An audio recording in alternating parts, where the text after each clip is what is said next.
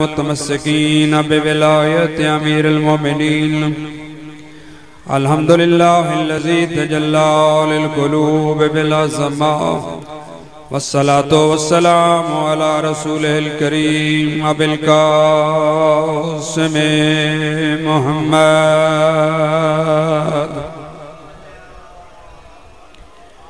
वस्सलातु वस्सलामु अला आलिहि तय्यबीन ताहिरीन अल मासूमीन अम्मा बाद क़ाल अल्लाहु सुब्हानहु व तआला फ़ी कलामिल मजीद व फ़ुरक़ानिहिल हमीद व क़ौलुहुल हक़ बिस्मिल्लाहिर रहमानिर रहीम इन्नल्लाहा व मलाइकतहु युसल्लूना अलन नबी या अय्युहल्लज़ीना आमनू सल्लु अलैहि व सल्लिमू तस्लीमा।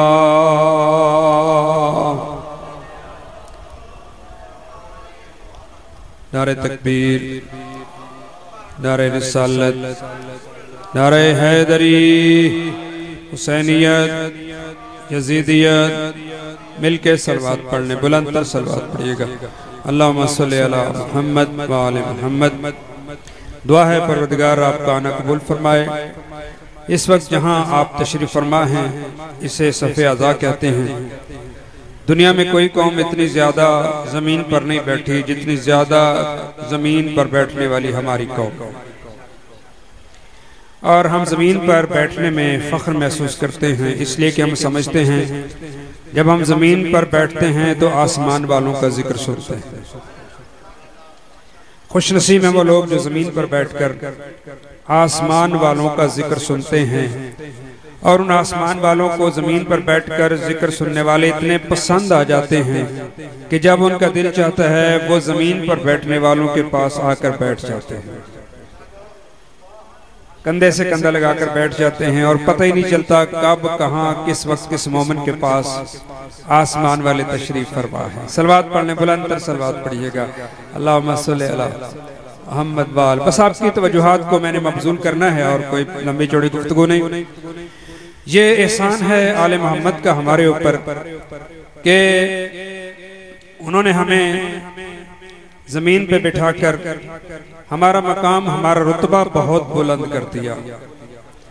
देखें इस वक्त आप मुझे नहीं मालूम आप कहाँ से तशरीफ लाए हैं। मौलाना भी तशरीफ फरमाया, उनका चेहरा देख रहा हूँ और आप तमाम मोमिनीन और सामीन की ज़ियारत भी कर रहा हूँ। मुझे नहीं मालूम आप गांव से आए हैं, देहात से आए हैं, शहरों से आए हैं, टाउन से आए हैं, सोसाइटी से आए हैं, मगर ये करम है उन आले अबा का और हस्तियों का कि जो हमें मुख्तलिफ घरों से निकाल कर, गलियों से निकाल कर, टाउनों से निकाल कर, देहातों से निकाल कर अपनी सफ़े अज़ा पे बिठा के हमें अज़ादार होने का टाइटल और उन्वान दे देते हैं। मेरी बात बड़े गौर सुनिएगा। दामन वक्त में गुंजाइश नहीं इसलिए बहुत जल्दी से गुजर रहा हूँ कि ये उनका एहसान है कि वो हमें घरों से, गलियों से निकाल कर, मोहल्लों से निकाल कर अपनी सफ़े अज़ा पे लाकर हमें अज़ादार होने का टाइटल दे देते हैं। मैं कहना ही चाहता हूँ कि जो हुसैन हमें गलियों से निकाल कर, घरों से निकाल कर, कस्बों से निकाल कर अपनी सफ़े अज़ा पे बिठा के अज़ादार होने का टाइटल इसलिए देते हैं ताकि ये दुनिया में गुम ना होने पाए।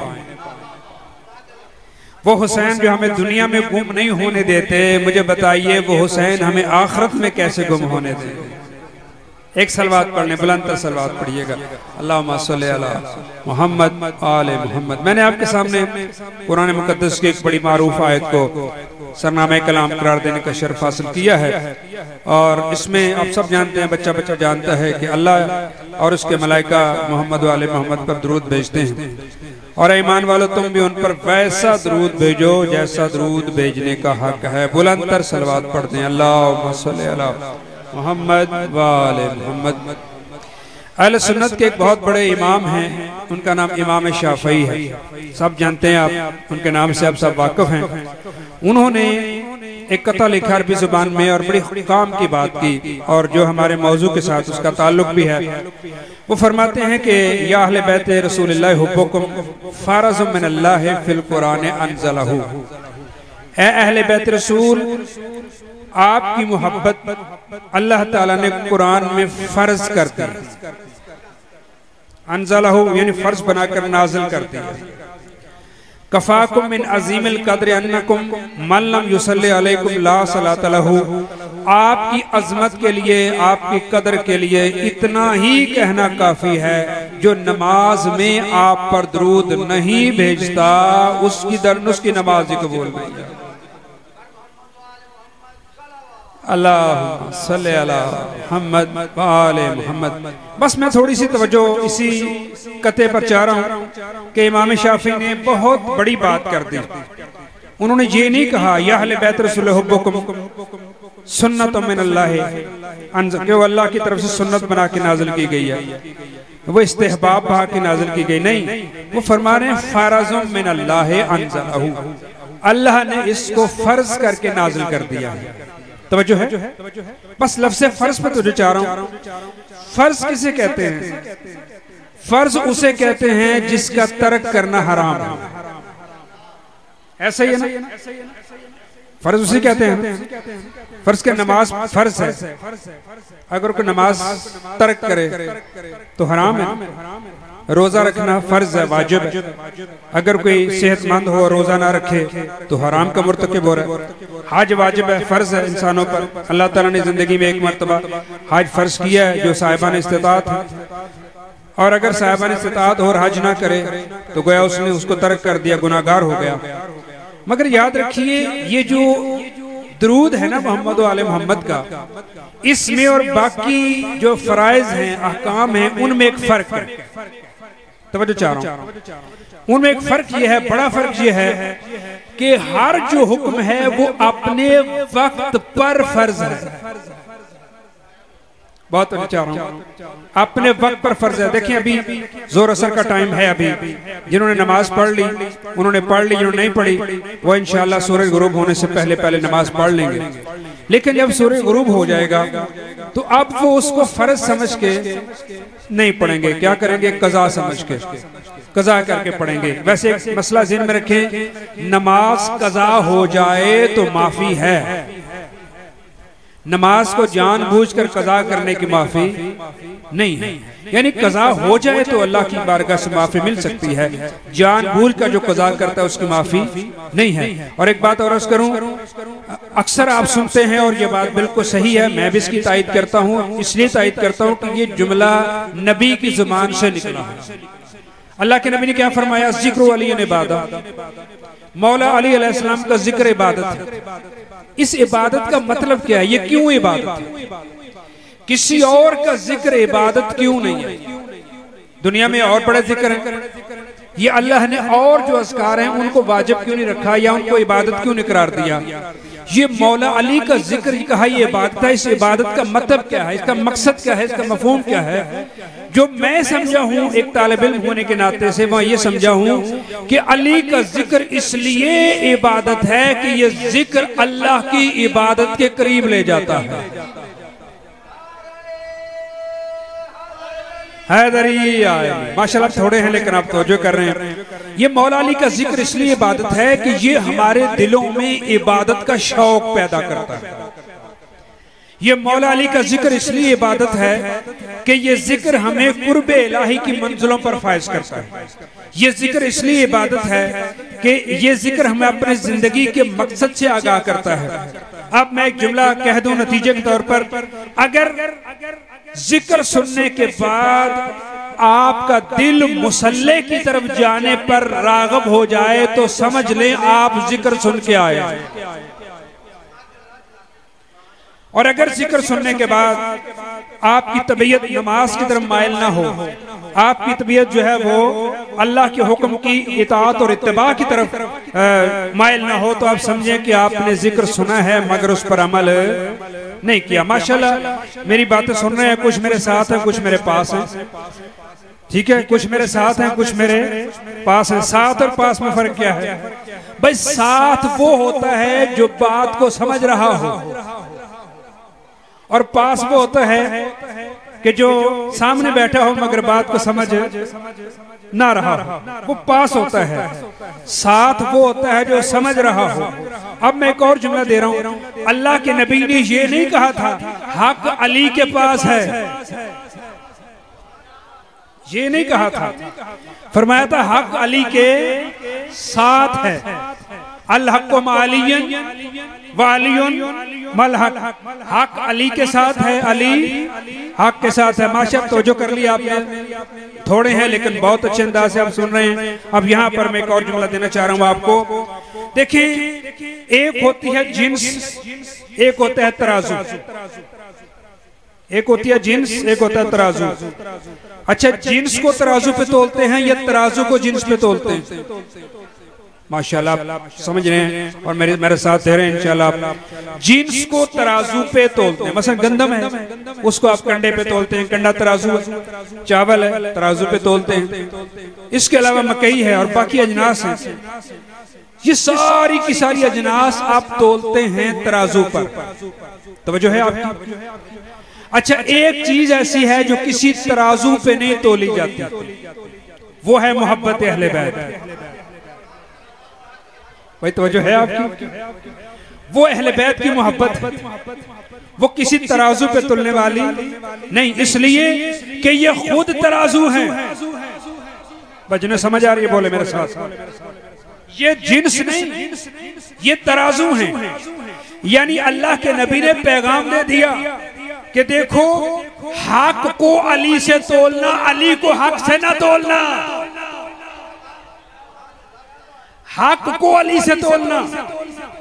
किसी ने पूछा या रसूल अल्लाह, अगर सारी दुनिया एक तरफ हो, अली अकेले एक तरफ जा रहे हो, फिर हमारा फरीजा क्या है?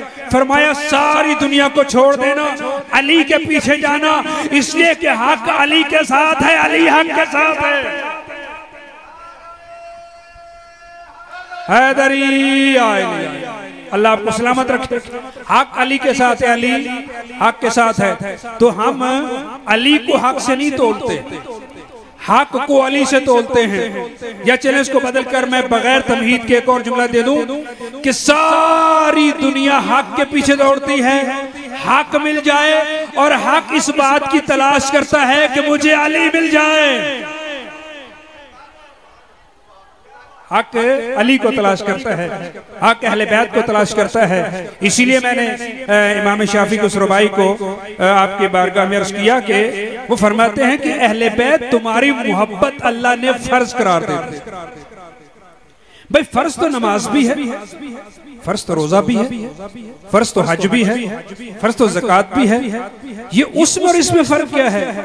फर्क यह है कि बाकी जितने अहकाम हैं वो अपने वक्त पर फर्ज है,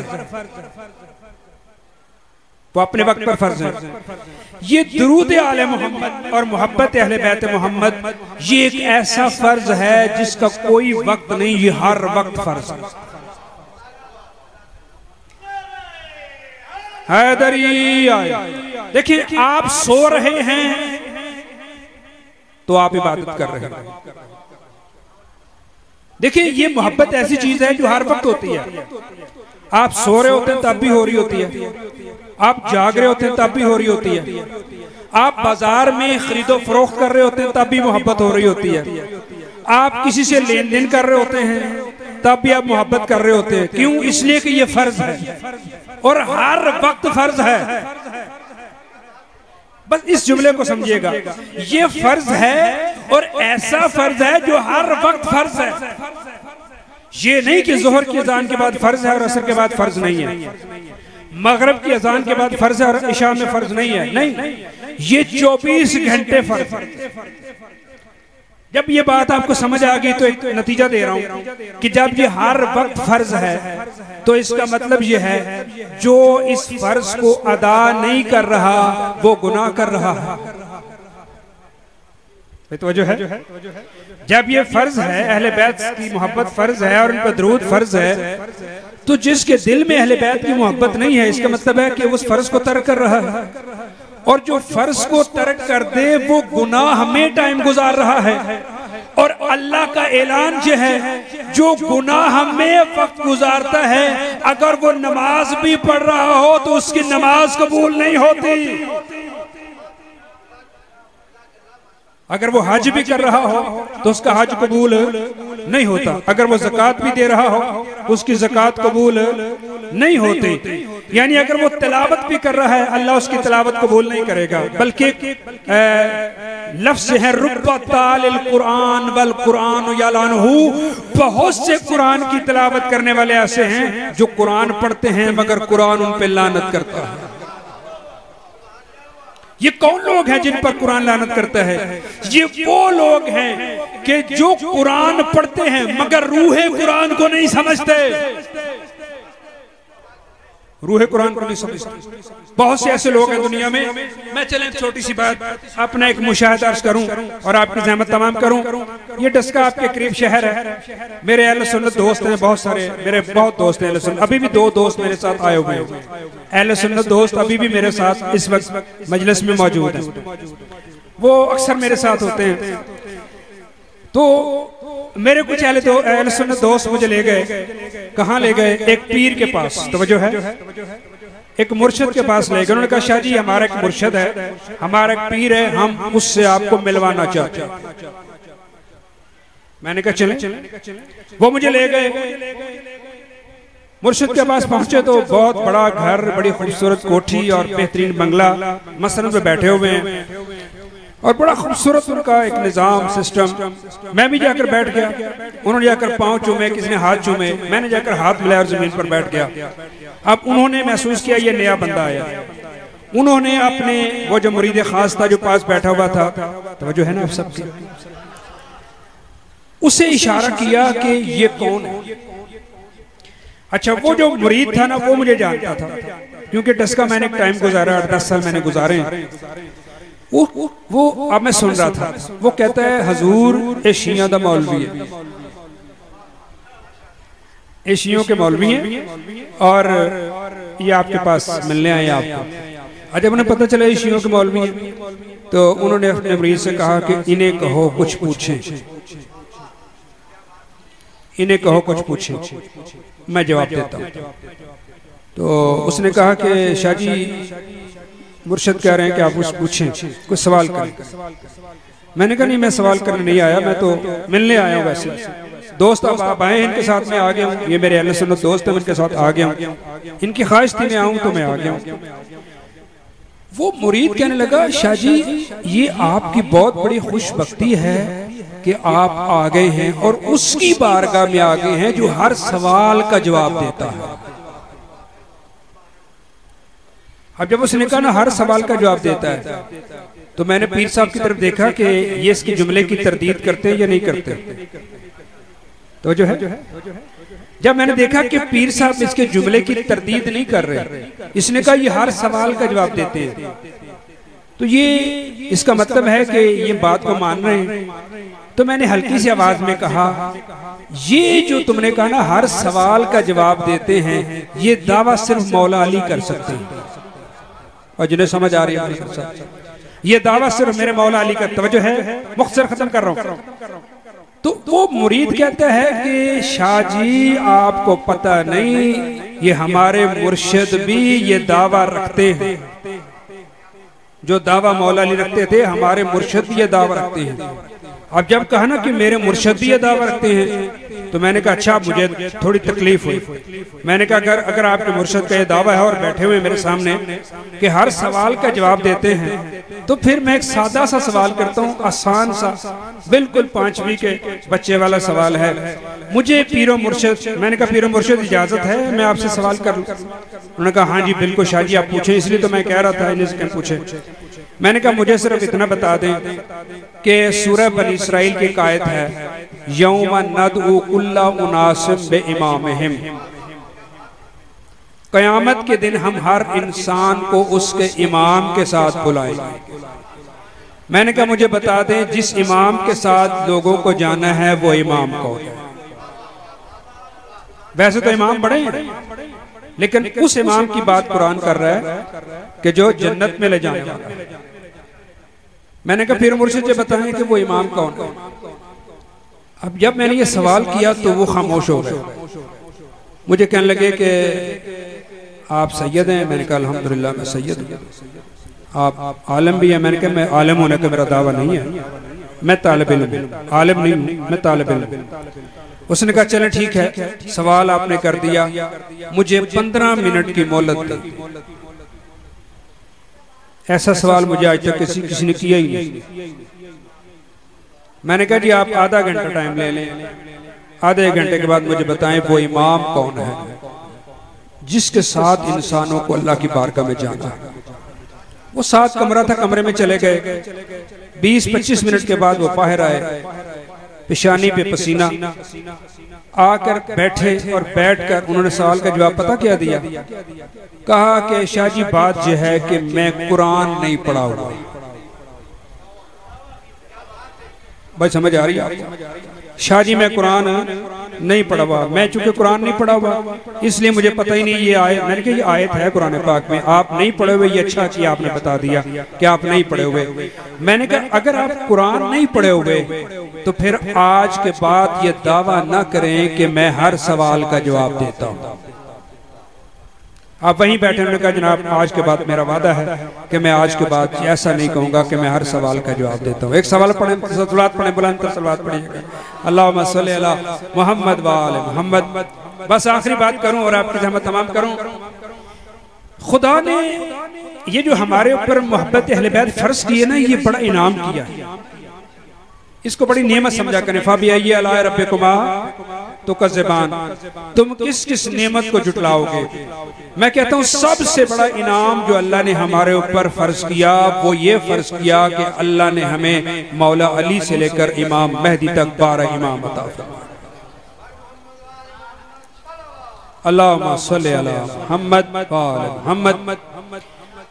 हमारे सियालकोट में एक इलाका है मुजफ्फरपुर, ये बात मैं शायद पहले भी किसी मौके पे अर्ज कर चुका हूँ, लेकिन आगे मौजू के मुताबिक तो मैं अर्ज कर रहा हूँ। वहां पर एक साहब थे गुलाम सरवर, हाफिज सरवर, अहले सुन्नत थे, बाद में शिया हो गए। शिया कैसे हुए? 2 जुमलों में बयान कर रहा हूँ।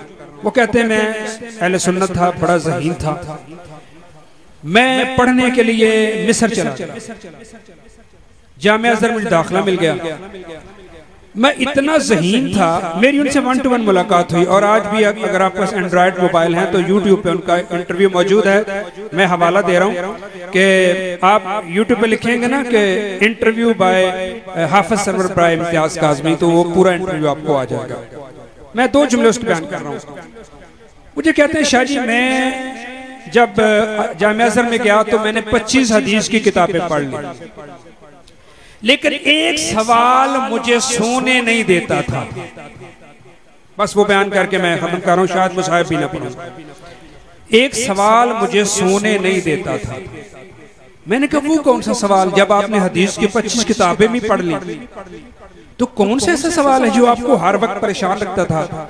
उसने कहा जी मैं हदीस की किताबों में मैंने पढ़ा कि मेरे नबी का, जो नबियों का सरदार है, सबसे बड़ा नबी सैयद अबरार अहमद मुख्तार हबीब गफ्फार महबूब सत्तार शाफ़ यौम करार सदर अंजमन लैल नहार सरवर आलम मुनस आदम किबला आलम फ़ख्र दो आलम खैर मुजस्सम वारिस ज़मज़म मनशा कायनात मकसूद कायनात मंबा फैज़ान अफज़ल सलावत अकमल तहय्यात खुलासे मौजूदात साहिब आयात व साहिब मौजूदात बाइस तख्लीक़ कायनात जामे सिफ़ात असले कायनात साहिब ताज वल मिराज वल महशर साहिब जुद सखा वजह बारान करम शम्सुल ज़ुहा बद्रुद दुजा नूरुल हुदा काफुल बरा ख्वाजा दोसरा अब्र लुत्फता महरम असरार हिरा शम्मे ख़ार हिरा हुस्न सब्र व रज़ा बेखरस बेरिया बासफ़ा पारसा मुस्तफ़ा।